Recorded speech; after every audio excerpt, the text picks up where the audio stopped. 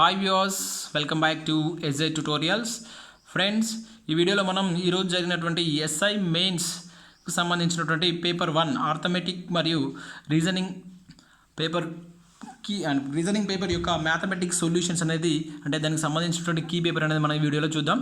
So దానిలో భాగంగా నేను పేపర్ సెట్ సి ద్వారా దీన్ని ఎక్స్ప్లెయిన్ చేస్తున్నాను. సో దాన్ని అభ్యర్థులు పరిగణలోకి తీసుకోండి. సో దానిలో భాగంగా ఫస్ట్ క్వశ్చన్ వచ్చేసి మనకు సెట్ సిలో ఫస్ట్ క్వశ్చన్ వచ్చేసి, ఒక వ్యక్తి తన ఆస్తిలో 47.5% తన కుమారునికి మరియు అంటే పెద్ద కుమారునికి అండ్ 32.5% తన చిన్న కుమారునికి 5% దేవాలయానికి ఇచ్చిన మిగిలినటువంటి 6 లక్షలు తన కుమార్తెకు ఇచ్చాను. అయితే చిన్న కుమారునికి ఇచ్చినటువంటి వాటా అనేది అడుగుతున్నాడు ఫస్ట్ క్వశ్చన్లో భాగంగా. సో దాంట్లో చూసినట్టయితే మనం టోటల్ పర్సంటేజ్ 100% తీసుకుంటే, సో దాంట్లో 47 పెద్ద కుమారునికి మరియు 32 చిన్న కుమారుకి ఇచ్చేస్తే రిమైనింగ్ 5% మనకి ఇక్కడ దేవాలయానికి ఇచ్చేసిండు. అంటే ఈ టోటల్ తీసేయంగా మనకు 85% అవుతుంది. అంటే టోటల్ మనం 100%లోకి తీసుకుంటే దానిలోకి 85 తీసేస్తే 15% వస్తుంది. అంటే ఈ 15% అది ఈక్వల్ టు మనకు 6 lakhsకి ఈక్వల్ కావడం అనేది జరుగుతుంది. అదేవిధంగా చూసినట్టయితే ఇక్కడ 15% ఈక్వల్ టు 6 lakh అనుకుంటే, సో మనకు అడిగినటువంటి క్వశ్చన్ ఏంటంటే చిన్న కుమారు యొక్క వాటా ఎంత అని ఉంటుంది. అంటే ఇక్కడ ఏమి ఇచ్చేసిండు, 32 1/2 ఇచ్చేసిండు. So that is equals to we can write 65/2. 32 1/2ని ఈ విధంగా రాసుకోవచ్చు. 32 + 65 + 1 64 + 1 65/2. సో దీన్ని మనం ఎక్స్ అనుకుంటే, సో క్రాస్ మల్టిప్లై చేస్తే will get the answer 65/2 × 6/15. So cancel చేస్తే మనకు 13 lakhs అనేది రావడం జరుగుతుంది. ఇది ఆప్షన్ 3గా మనం చూడవచ్చు. ఫ్రెండ్స్, నెక్స్ట్ క్వశ్చన్ చూసినట్టయితే సెకండ్ క్వశ్చన్, ఒక సంఖ్యలో 25% మరొక సంఖ్యకు కలిపినా అప్పుడు ఆ సంఖ్య 10% పెరుగును. సో ఫస్ట్ అండ్ సెకండ్ సంఖ్యల యొక్క నిష్పత్తి ఎంత అని అడుగుతున్నాడు. సో ఇక్కడ చూసినట్లయితే చాలా ఈజీ. అంటే ఒక సంఖ్యను మనం ఎక్స్ అనుకుంటే దానిలో 25% అనేటువంటిది ఇంకో సంఖ్యకు కలిపిండు, దాన్ని వై అనుకుంటున్నా. So that is equals to అప్పుడు ఎంత అవుతుందట, 10% పెరుగుతుంది అంటున్నాడు. So that is equals to అంటే మన పర్సంటేజ్ 100 తీసుకుంటే కనుక 10% పెరుగుతుంది కనుక 110% అవుతుంది. అది దేని మీద, వై పర్సంటేజ్ మీద. So that is equals to మనం 110% ఆఫ్ వై రాసుకోవచ్చు. సో దీన్ని వైని సెండ్ చేస్తున్నా, 25% X equals to 110 Y minus Y అవుతుంది. సో దీన్ని ఏ విధంగా రాసుకోవచ్చు మనం, 110/100 మైనస్ వైగా రాసుకుంటే, సో ఇది 100 మైనస్ అంటే 100 × వై 100y మైనస్ 110y చేస్తే మనకు 10y వచ్చేస్తుంది.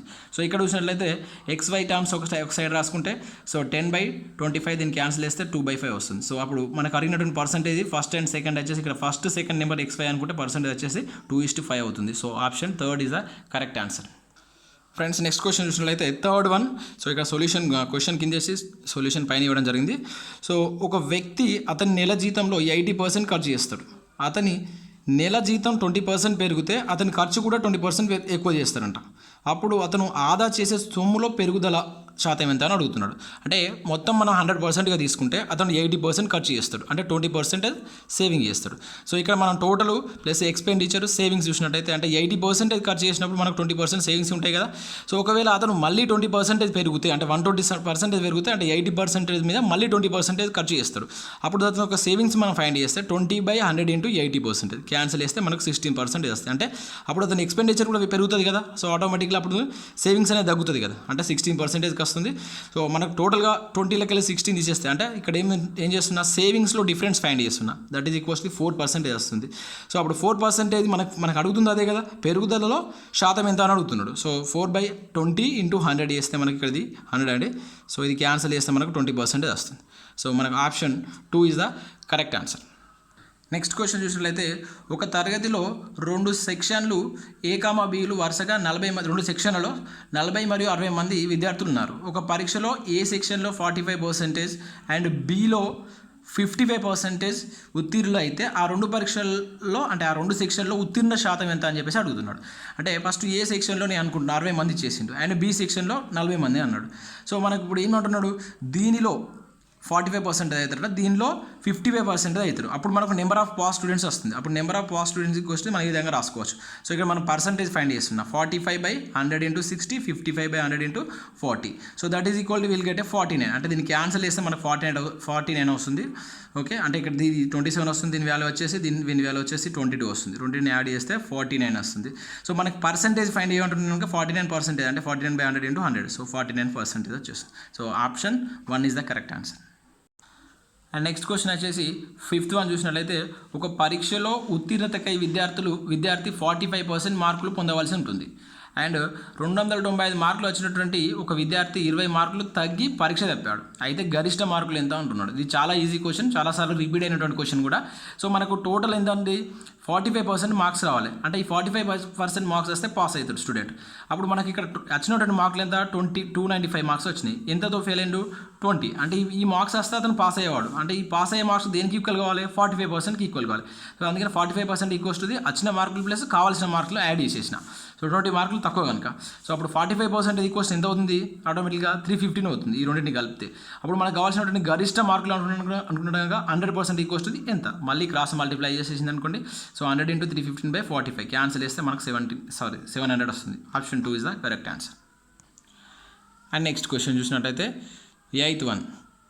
ఇక్కడ కొంచెం ఆర్డర్ చేంజ్ అయింది, అన్ని క్వశ్చన్స్ నెక్స్ట్ స్లైడ్లో రావడం జరుగుతుంది. సో 8th క్వశ్చన్ వచ్చేసి ఒక తరగతిలో 60 మంది విద్యార్థులు ఉన్నారు. వీరిలో 40 kgల బరువు గల ఒక విద్యార్థికి బదులు ఒక కొత్త విద్యార్థి ఆ తరగతిలో చేరినాడు. ఓకే,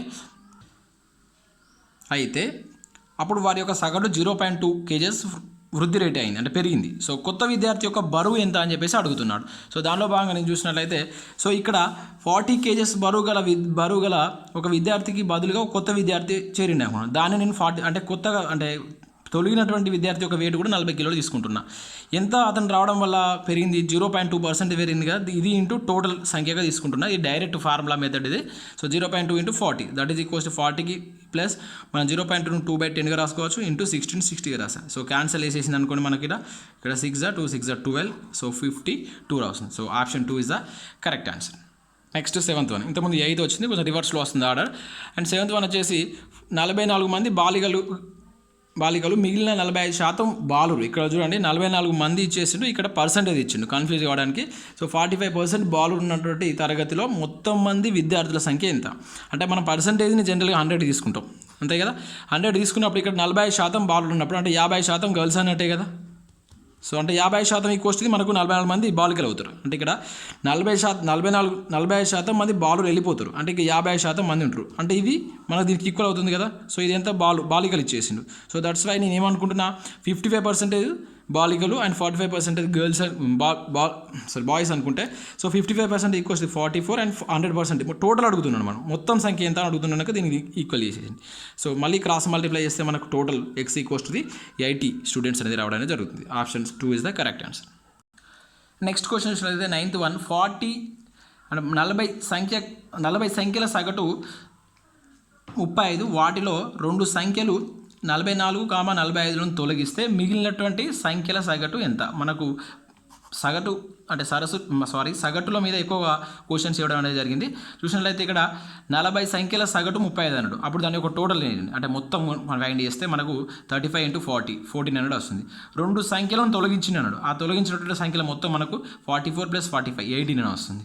సో ఈ తొలగించినటువంటి సంఖ్యలు మనం మొత్తం మొత్తంలోకి వెళ్ళి తీసేస్తే మనకు వచ్చేసి ఇక్కడ 1311 రావడం జరుగుతుంది. సో ఇక్కడ 2 సంఖ్యలు తొలగించింది కనుక 40లోకి వెళ్ళి 2 తీసేస్తే మనకు ఎంత వస్తుంది, 38 వస్తుంది. అంటే 38 మిగిలినటువంటి సంఖ్యల సగటుకు ఫైండ్ చేయడానికి రిమైనింగ్ దాన్ని 38 తోటి డివైడ్ చేస్తే మనకు 34.5 రావడం జరుగుతుంది. Option 4 is the correct answer. Next question చూసినట్లయితే 10th వన్. 4 సంఖ్యలు ఉన్నాయి, వాటిలో మొదటి 3 సంఖ్యల సగటు 56 మరియు చివరి 3 సంఖ్యల సగటు 49, వాటిలో మొదటిది 48 అయినా చివరిది ఎంత. మళ్ళీ సేమ్ పర్సెంటేజ్ మనకు ఆవరేజెస్ మీద రావడం జరిగింది. సో ఇక్కడ చూసినట్టయితే ఒక 4 సంఖ్యలు A, B అంటే ABCD అనుకోండి. ఈ మొదటి 3 సంఖ్యల సగటు వచ్చేసి 36 అన్నాడు. సో వాటి మొత్తం ఎంత అవుతుంది, ఇంటూ 3 చేస్తే మనకు 168 వస్తుంది.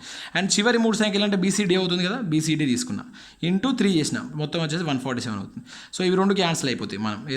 మనం దీన్ని తీసివేస్తే మనకు 2 క్యాన్సిల్ అయిపోతుంది. సో ఇక్కడ A, D మిగులుతుంది. అండ్ ఇక్కడ 168 - 147 21 వస్తుంది.